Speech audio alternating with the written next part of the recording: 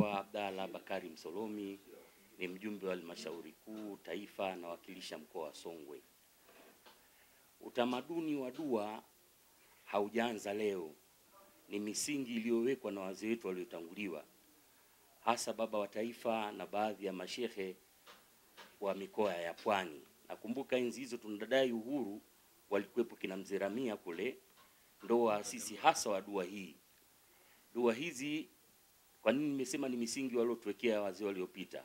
Kabla ya uhuru kulikuwa na utamaduni wa kuomba dua katika kila kitu kinachoanza katika masuala haya ya kuomba uhuru. Kwa hiyo umekuwa ni muendelezo na sisi tunapita humo. Hata taifa, kila kitu kabla ya kuanza lazima kianze na dua. Na kwa mwelekeo tunaona Mwenyezi Mungu anazipokea dua zetu. Tuliomba kupata uhuru, Mwenyezi Mungu akatujalia tukapata uhuru. Kila inapotokea tukio lolote la kitaifa lazima dua za waumini au taasisi mbalimbali zitangulie kabla ya tukio lenyewe kuendelea. Kwa hiyo ni muendelezo huo, na hakika Mwenyezi Mungu anazipokea dua zetu. Dhamira ni kuiombea nchi kuwa na amani, na amani bado ikawa inaendelea. Lakini nitaka niseme kitu kimoja, ndugu zangu, tunapoelekea kuomba dua ya kuliombea taifa amani na kumwombea rais wetu na viongozi wote wa nchi yetu amani na afya njema, ni kitu cha maana sana. Lakini kumbushe, baadhi ya nchi zimepata machafuko kutokana na matokeo ya wanasiasa kuachwa kuwa huru zaidi.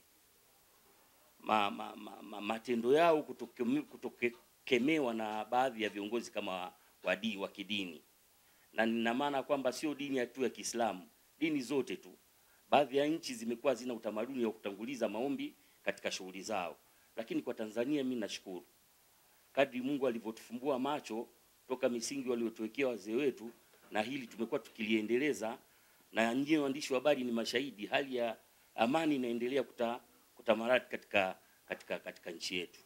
Lakini nataka nikumbushe kitu kimoja, baadhi ya nchi zimepata machafuko kutokana na wanasiasa. Huo ndio ukweli.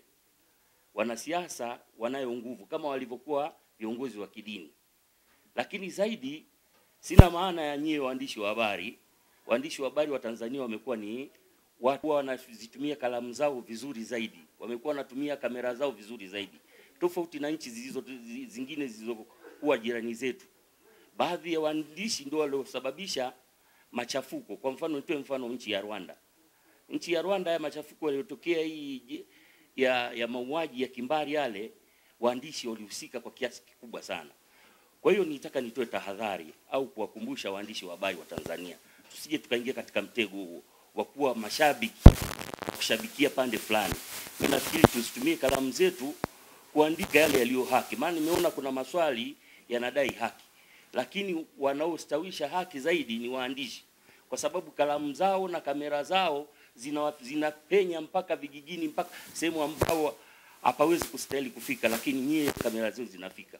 Kwa hiyo nitaka niwakumbushe mnalo jukumu kubwa sana katika ili tunaloendea BAKWATA mkoa wa Songwe katika kuliombea amani taifa letu na kumwombea amani Mheshimiwa Rais na viongozi wote wa nchi yetu, bila kubagua, wote wa vyama vya siasa na jamii nzima kwa ujumla.